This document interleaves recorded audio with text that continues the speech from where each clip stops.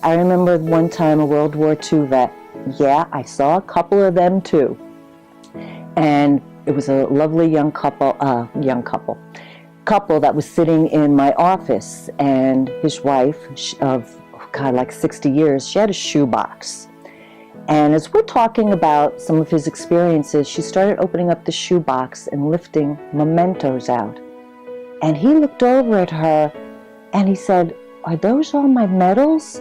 And are those commendations?" She saved everything. She saved every letter he wrote, everything he had. And he was like, "Oh, put that stuff away." Because y'all are so humble about what you did. You're part of an elite group in this country. Less than 1% of you were boots on the ground or wore a uniform. You should be proud of that.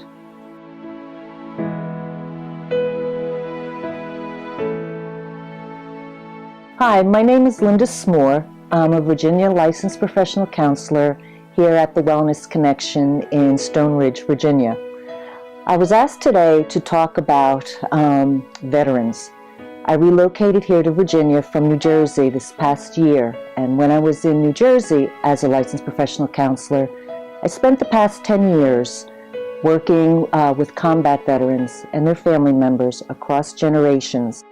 So I was asked to talk a little bit about my experiences doing this work and about my guys and gals in honor of Veterans Day, mostly to talk about post-traumatic stress disorder, the kind that we call service-connected.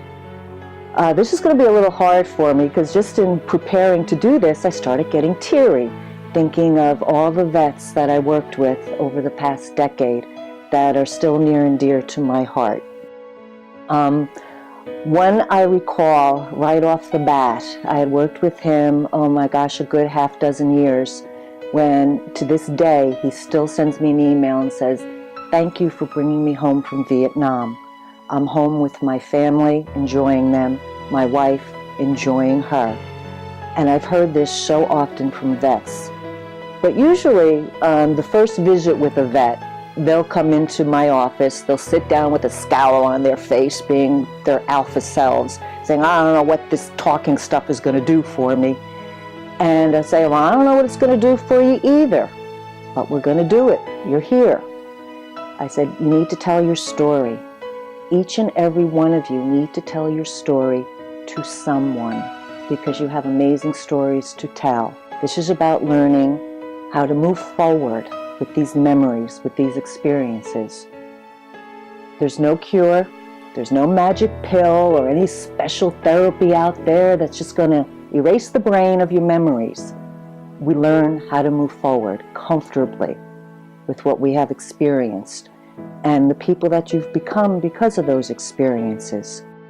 Those of you that may be looking at this, if you are veterans yourself, or maybe the loved ones of a vet, and you're wondering, well, how can supposed talk therapy work?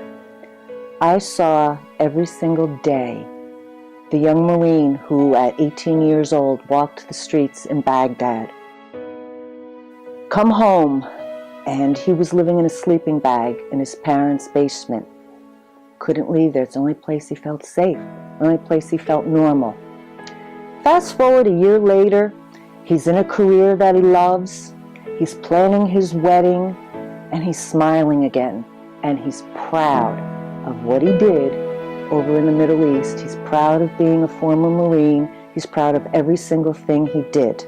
My fellow clinicians often will ask me too, how do you do this work? And I said, it was the best work of my life. It was such a privilege and such an honor, whether it was holding the pain, drying the tears, listening to the amazing stories of men and women who are great husbands, great fathers and mothers and wives and daughters and sons and employees and wonderful citizens, carrying around this very special and unique pain that words can't even describe. So I want to thank all of you. If any of you up in New Jersey get to see this, it was the greatest work I ever did. It was an honor and a privilege working with you all. I hope in the future I get to meet more of you, and we get to do amazing stuff together.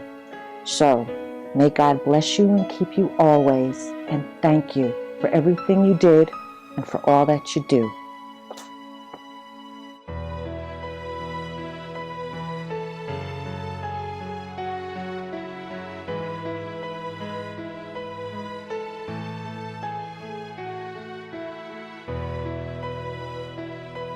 If you know of anyone, even if it's you yourself, a loved one, a friend, a battle buddy, please send them my way. My name is Linda. Last name is Cmur. Yeah, it's not spelled the way it's pronounced. I have a lot of experience in this area, and it would be an honor, it would be a privilege to hear your story.